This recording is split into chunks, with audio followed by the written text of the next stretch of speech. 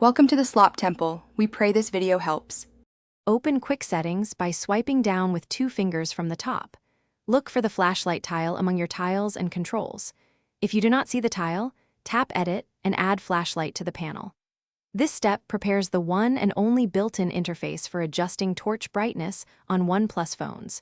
You must use the Quick Settings flashlight tile to change intensity. The camera app cannot change intensity on many Oxygen OS builds.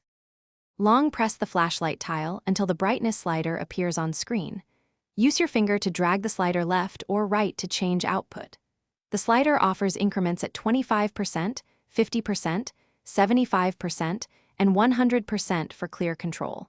Release your finger to lock the chosen brightness level for the torch.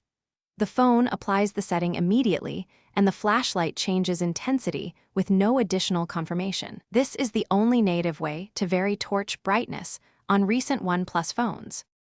If the brightness slider does not appear, open Quick Settings and tap Edit. Add the flashlight tile if it is missing, then try the long press again. Remember that higher brightness uses more battery and can make the phone warm. The setting persists until you change it or reboot the phone in rare cases.